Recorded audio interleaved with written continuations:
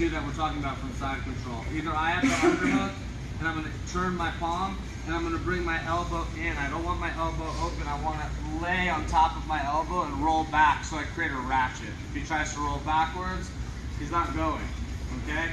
From here, I can post on his head, bring my knee up, step over, and switch into the Kimura position, all right?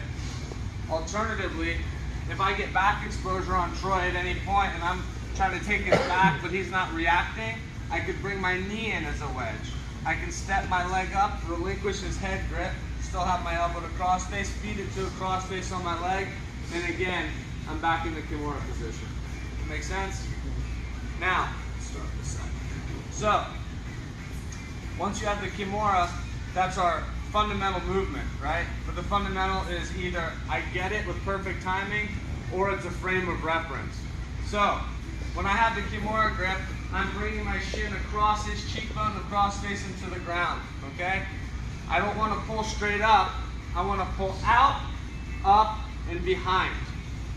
When you pull out, what's his natural inclination? To bring his arm back to his body, right? So he's going to do that motion for me.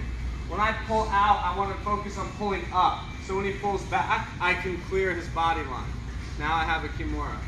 If I'm having trouble with range of motion, I can drive my elbow to the ground, switch my hips, and finish with a larger range of motion. Does that make sense?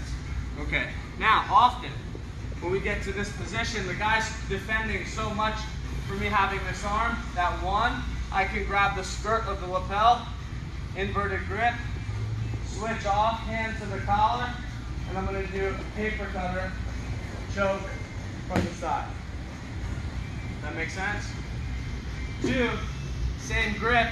I'm going to lean into him to elevate his head, scoop with my calf, step up to a squat, and I'm going to go to a diagonal, pulling his arm back into the crook of my elbow, pinning sideways, finish the arm lock. Okay? Three.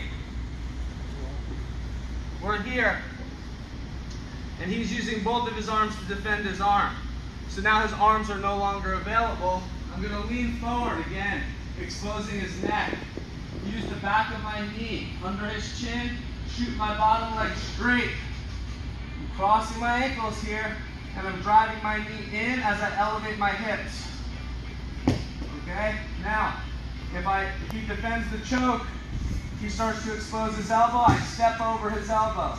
I come up on my elbow and switch my position. And from here I can shoot the triangle. And now I have a mounted triangle, or I can hook his hips. And I have an inverted triangle. Okay? And lastly, want to try again? You good? Almost done. If I'm here, and instead of Troy using his arms to defend, he's using his knee. I'm gonna grab his elbow and keep it secure. I'm gonna take my hand behind his knee and pull it in figure four here. I step my left leg up, changing the angle of my body. Knee goes behind, S grip. I fall to the left. My right leg comes around. I'm trapping his forearm and his shoulder. Ankles crossed, pull and squeeze. Bicep slicer. Last move, same position.